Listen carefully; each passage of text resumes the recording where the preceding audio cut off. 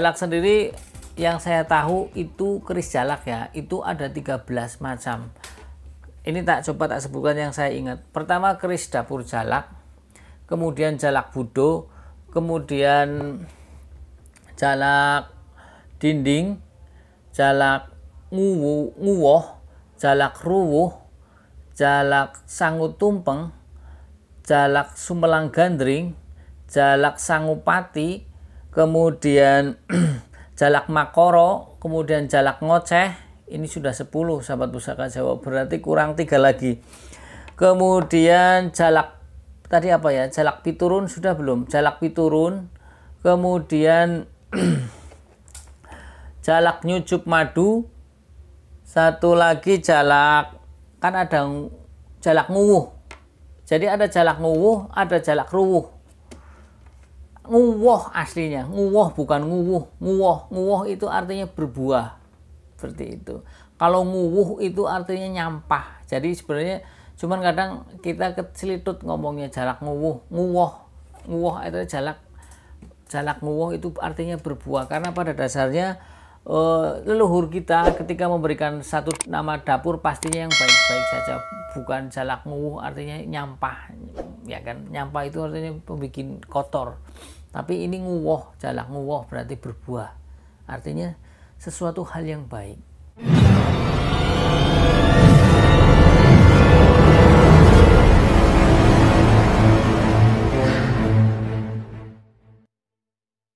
Assalamualaikum warahmatullahi wabarakatuh. Salam sejahtera, salam budaya, rahayu, rahayu, rahayu. Berjumpa lagi dengan saya Mas Oo di channel Pusaka Jawa Official. Alhamdulillah wa syukurillah. Segala puji bagi Allah yang telah memberikan segala nikmatnya. Nikmat yang paling besar bagi kita adalah nikmat iman dan Islam, di antara nikmat-nikmat yang lain yang tidak bisa kita sebutkan secara zahir maupun batin. Salawat serta salam semoga selalu tercurah kepada junjungan Nabi besar kita Nabi Muhammad SAW serta keluarganya, sahabatnya, serta pengikutnya ila yaumil akhir. Allahumma ja'alna minhum. Semoga kita di golongan dari pengikut Rasulullah SAW dan mendapat syafaatnya kelak nanti. Sahabat Pusaka Jawa dimanapun Anda berada, semoga sahabat Pusaka Jawa selalu dalam lindungan Allah Subhanahu wa Ta'ala, dijauhkan dari segala mara bahaya ataupun musibah, baik musibah banjir, musibah longsor maupun musibah penyakit, wabil khusus penyakit virus COVID-19 atau virus corona. Sahabat Pusaka Jawa yang sedang terkena musibah ekonomi, semoga Allah bukakan keran rizkinya lebar-lebar dan mendapatkan rizki yang berkah dan berlimpah. Sahabat Pusaka Jawa yang sedang sakit, semoga Allah Subhanahu wa Ta'ala segera angkat penyakitnya dan diberikan ganjaran pahala karena sabar dalam menjalani qadarullah. Sahabat Pusaka Jawa dimanapun Anda berada, kali ini saya akan membabar satu bilah pusaka berdapur keris lurus, yang tentunya dapur keris lurus ini banyak sekali, tapi saya akan membabar dapur keris lurus yaitu berdapur nama burung, yaitu tentunya sahabat Pusaka Jawa sudah tahu keris jalak. Nah, jalak sendiri yang saya tahu itu keris jalak ya, itu ada 13 macam. Ini coba tak sebutkan yang saya ingat. Pertama keris dapur jalak, kemudian jalak budo, kemudian jalak dinding, jalak nguwoh, jalak ruwuh, jalak sangu tumpeng, jalak sumelang gandring, jalak sangupati, kemudian jalak makoro, kemudian jalak ngoceh. Ini sudah 10 sahabat Pusaka Jawa, berarti kurang 3 lagi. Kemudian jalak tadi apa ya, jalak piturun sudah belum? Jalak piturun, kemudian jalak nyucup madu, satu lagi jalak, kan ada jalak nguwuh. Jadi ada jalak nguwuh, ada jalak ruwuh. Nguwoh aslinya, nguwoh bukan nguwuh. Nguwoh itu artinya berbuah, seperti itu. Kalau nguwuh itu artinya nyampah. Jadi sebenarnya cuman kadang kita kecelitut ngomongnya jalak nguwuh. Nguwoh itu jalak nguwoh itu artinya berbuah, karena pada dasarnya leluhur kita ketika memberikan satu nama dapur pastinya yang baik-baik saja, bukan jalak nguwuh artinya nyampah, ya kan? Nyampah itu artinya pembikin kotor. Tapi ini nguwoh, jalak nguwoh berarti berbuah, artinya sesuatu hal yang baik. Nah, kali ini saya akan membabar satu bilah dapur pusaka, yaitu keris jalak Sumelang Gandring. Kalau kita flashback ke belakang, nama Sumelang Gandring menjadi masyhur ketika menjadi pusaka, salah satu pusaka di kerajaan Wilwatikta atau kerajaan Majapahit, sahabat pusaka Jawa, yang pada saat itu keris Sumelang Gandring, Kiai Sumelang Gandring itu hilang. Tak cerita lagi dulu ya sebelum cerita yang itu. Jadi pada zaman kerajaan Prabu Brawijaya I memerintahkan kepada Empu Hanggaroso ya untuk membuat beberapa bilah dapur pusaka, yaitu Kanjeng Kiai Mangkurat, Kanjeng Kiai Mangkunegoro, Kanjeng Kiai Sumelang Gandring, sama lagi Kanjeng Kiai Jalak Sangu Tumpeng. Seperti itu. Nah, kita lebih spesifik lagi kepada pusaka Kanjeng Kiai Sumelang Gandring. Kanjeng Kiai Sumelang Gandring itu akan membawa cerita yang panjang. Dan pada salah satu sosok empu beserta keturunannya, ya. Pada saat itu Kanjeng Kiai Sumelang Gandring hilang. Kemudian datang salah seorang empu muda, itu mendaftarkan diri di kerajaan Majapahit itu agar bisa diterima. Kemudian Prabu Brawijaya bilang, saya akan menerima kamu jika kamu bisa menemukan Kanjeng Kiai Sumelang Gandring. Nah, itu Kiai Empu Supomandrangi dan Empu Supomandrangi dan Empu Supogati. Itu mereka berdua adalah kakak beradik. Nah, singkat cerita, didapatkan Kanjeng Kiai Sumelang Gandring di Blambangan dengan versi yang sudah sering saya sebutkan itu, yang akhirnya membawa satu titik awal dari perjalanan Empu Supomandrangi menjadi seorang empu yang masyhur dan menjadi empu yang masyhur di kerajaan Majapahit. Kemudian beserta keturunannya pun menjadi empu-empu yang masyhur sampai kerajaan Mataram, yaitu Empu Supo Anom atau Kinom, seperti itu ya. Jadi keris dapur jalak Sumelang Gandring sudah masyhur pada kerajaan Majapahit, tergolong keris yang sepuh, sudah ada pada zaman Majapahit ya, sahabat pusaka Jawa. Nah, tidak perlu panjang dan lebar, mungkin sahabat pusaka Jawa ingin melihatnya, saya akan ambil kerisnya. Oke ya.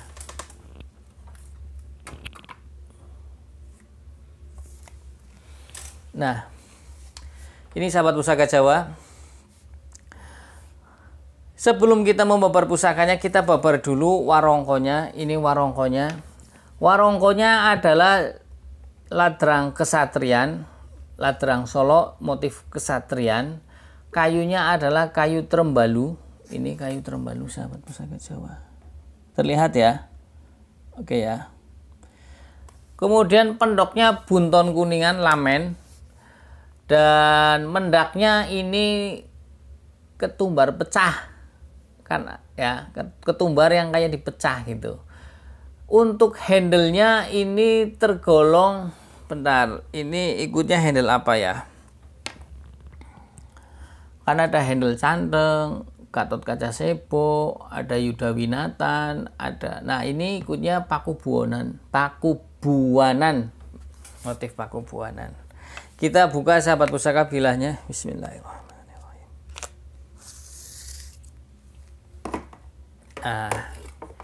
Bilahnya cukup panjang sahabat pusaka Jawa. Nanti kita ukur bilahnya berapa panjangnya. Nah, ini nanti tak review ke depan ya sahabat pusaka Jawa. Oke, sahabat pusaka Jawa, kita review ke depan bagaimana ciri-ciri dapur dapur jalak Sumelang Gandring. Dapur jalak Sumelang Gandring adalah bilahnya lurus. Ini tak jauhkan, bilahnya yang jelas lurus. Panjang bilahnya sedang, kemudian memakai gandik polos. Ini gandik sahabat pusaka Jawa, gandiknya polos. Memakai pejetan, ini pejetan. Kemudian sokokan satu di depan, ini sokokan ke sini. Ya, sokokan. Oke ya. Kemudian sokokan belakang tidak ada. Terus memakai tikel alis sahabat pusaka, ini tikel alis saya dekatkan. Ini seperti alis manusia ini. Nah, ini tikel alis. Oke ya. Kemudian memakai odo-odo. Nah, ini odo-odo ada nih. Kalau kita raba ke sini kerasa sekali sampai ke sini. Nah, ini odo-odonya. Oke ya. Permukaan bilahnya pun gigir lembu atau gigir sapi. Oke ya, sahabat Pusaka Jawa. Sudah terlihat ya. Oke. Nah, sahabat Pusaka Jawa dimanapun Anda berada,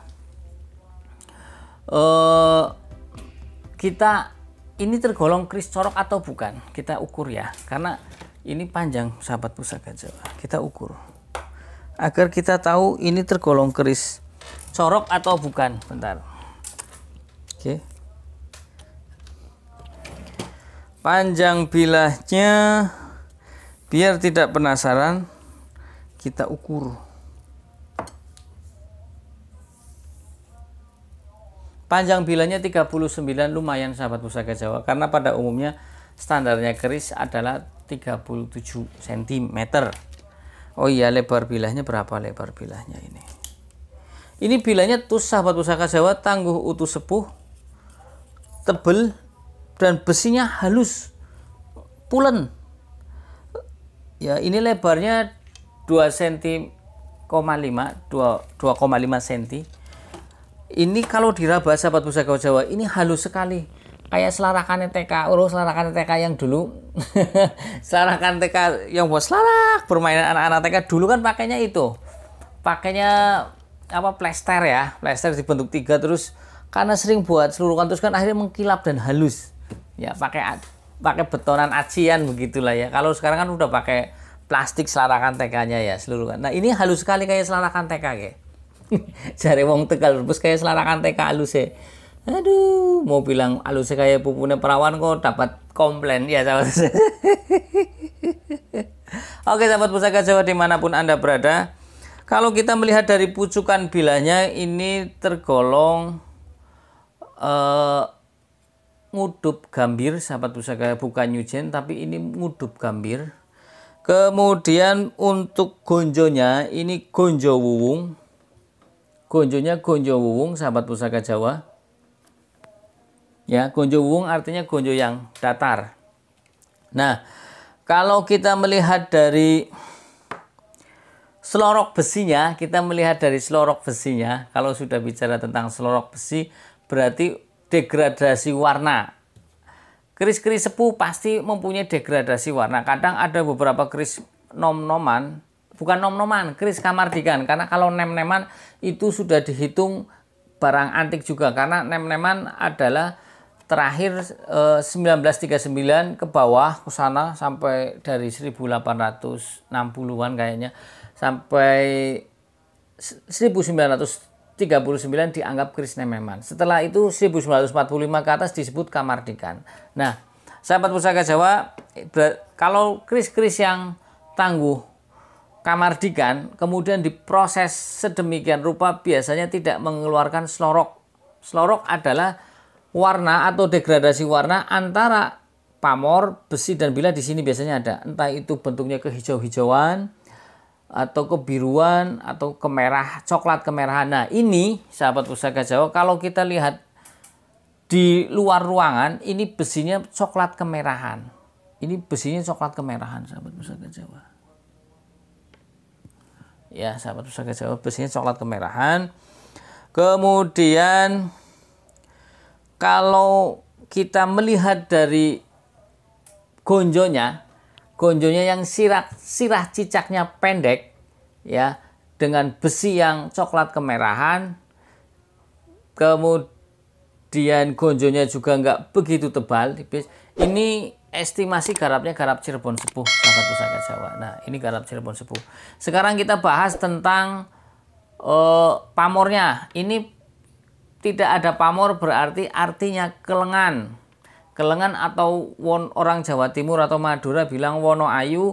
Kalau orang semenanjung Malaysia mengatakan besi mata hitam atau besi hitam, atau kalau kita juga mengatakan pengawak wojo, artinya tidak memakai pamor. Sebagian pencinta keris beranggapan bahwasanya tuah dan angsar dari pamor kelengan atau pengawak wojo adalah si pemilik agar secara pola pikir maupun bertindak lebih bijaksana. Jadi akan lebih tambah dewasa. Kadang seseorang itu umurnya tambah tua belum tentu dewasa seperti itu. Diharapkan pemilik dari keris ini orangnya bijaksana. Ya, karena ketika orang bijaksana itu gawe ademing ati. Ada permasalahan pun keputusannya pasti dipakai karena tidak merugikan kanan dan kiri seperti itu, seimbang. Nah, sahabat Pusaka Jawa, kalau tuah dan angsar dari dapur keris lurus adalah untuk kekuatan iman dan keteguhan hati, sahabat Pusaka Jawa ini ya. Nah, kalau kita bicara tentang dapur jalak sendiri filosofinya adalah burung jalak, di mana burung jalak itu tergolong burung yang selalu banyak ditunggu oleh orang. Banyak orang yang pengen memeliharanya karena satu, keindahan suaranya. Yang kedua, burung jalak dimanapun berada selalu tidak merugikan orang lain. Contoh, burung jalak ketika hinggap di badan kerbau, dia akan mematok mencari kutu si kerbau. Si kerbau akan berterima kasih. Jadi dapur jalak itu lebih banyak kepada si pemilik dapur jalak adalah orang yang bermanfaat dan banyak dirindukan orang, baik itu secara pituahnya, itu kan di situ kalau burung jalak kan ocehannya. Nah, kalau orang masa ngoceh sih, berarti pituturnya. Dia bisa dijadikan sebagai seorang sesepuh. Jadi pituturnya, omongannya selalu bikin adem. Kan pernah saya bilang bahwasanya kalau seseorang mempunyai pamor 3 dalam dirinya, yaitu pertama adalah pamoring pitutur, sinar, pamor itu artinya sinar, kemudian pamoring mana, terus pamoring patrap dengan kelakuan, seperti itu. Jadi kalau kita pituturnya bagus, sesuai dengan tindakan apa yang diomongkan dan hatinya pun lurus, kita pasti akan dijadikan seorang yang dihargai dimanapun berada dan dipakai bermanfaat. Ya, sahabat Pusaka Jawa. Nah, kalau kita melihat dari apa, kita coba jentringan bunyi enggak ya? Ini harusnya dicopot.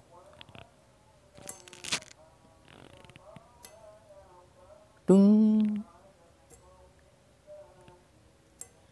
Mungkin lain kali, next time, mudah-mudahan akan saya jelaskan dari jenis-jenis besinya, karena untuk belajar jenis besi agak susah. Jenis besi sendiri ada banyak. Kalau tidak salah ada 14 apa ya.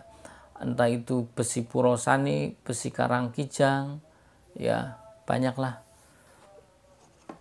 Sahabat, besi walulin juga ada. Sahabat Pusaka Jawa, dimanapun Anda berada, ini adalah keris jalak Sumelang Gandring, atau orang lebih mengatakan keris Sumelang Gandring. Ya, tujuan saya mereview ini adalah agar sahabat Pusaka Jawa mengenal tentang apa sih, bagaimana sih bentuk ricikan keris jalak Sumelang Gandring, karena saya sudah mereview kalau tidak salah jalak nyucup madu sudah, jalak ngore sudah, jalak ngoceh sudah, jalak dinding kayaknya sudah, ya. Kemudian jalak apalah ini sekarang jalak Sumelang Gandring. Mudah-mudahan Allah bisa memberikan saya keris dapur jalak-jalak yang lain agar bisa direview kepada sahabat Pusaka Jawa dimanapun Anda berada. Oke, sahabat Pusaka Jawa, kalau kita rangkum dari keseluruhan makna dari filosofi sebuah keris jalak Sumelang Gandring yang pengawak wojo ini atau yang kelengan ini, berarti diharapkan si pemilik itu menjadi orang yang bermanfaat di lingkungannya. Secara keseluruhan ya, bermanfaat di lingkungannya. Dia menjadi bermanfaat karena bagaimana? Karena dia secara pituturnya, tindakannya itu sama selaras, dan apa yang terpancar dari tindak tanduknya itu adalah sebuah kebajikan atau sebuah kebaikan. Kemudian orangnya pun karena dia orangnya lurus-lurus saja, pastinya karena didukung dengan kekuatan iman dan keteguhan hati yang tidak tergoyahkan oleh hal-hal negatif seperti itu. Ya, sahabat Pusaka Jawa, jadi ada yang bilang pengawak wojo adalah untuk protek. untuk tolak balak seperti itu. Jadi diharapkan si pemilik jalak Sumelang Gandring ini menjadi orang yang bermanfaat. Doa dan harapan yang disisipkan pada bilah keris ini adalah menjadi orang yang bermanfaat. Jadi itu makna filosofinya, sahabat Pusaka Jawa. Jadi kita harus tahu bahwasanya leluhur kita ketika menamakan satu bilah dapur pastinya adalah dengan nama yang bagus, kemudian punya harapan dan tujuan yang bagus pula untuk anak cucunya. Ketika satu pusaka jatuh kepada keturunannya atau bukan kepada keturunannya atau orang lain, berarti si leluhur itu mendoakan si pemilik pusaka itu seperti itu. Berarti bagaimana ini cocoknya buat siapa? Ini tidak pemilih, cocok untuk siapa saja, dan lebih cocok lagi dibuat untuk orang yang berlawanan watak dari ini. Agar paham ya, orang yang kurang baik dikasih ini, mudah-mudahan menjadi orang yang bermanfaat. Karena sebaik-baik manusia adalah orang yang bermanfaat bagi sesamanya. Dari saya itu saja sahabat Pusaka Jawa. Bila saya adalah salah kata, saya minta maaf. Kesalahan mutlak milik saya, kebenaran milik Allah Subhanahu wa taala. Sahabat Pusaka Jawa yang belum subscribe, silakan pencet tombol subscribe. Jangan lupa like, share, and comment, juga pencet tombol notifikasi lonceng agar sahabat Pusaka Jawa mendapatkan video ter-up-to-date dari saya. Ya. Yang mau request dapur silakan, nanti insya Allah saya kalau ada insya Allah saya review. Kalau tidak ada, mudah-mudahan Allah memberikan pusakanya agar bisa direview di sini. Kalau enggak pinjem atau bagaimana lah. Ya sahabat Pusaka Jawa, dari saya itu saja sahabat Pusaka Jawa. Assalamualaikum warahmatullahi wabarakatuh. Salam sejahtera, salam budaya. Rahayu, rahayu, rahayu.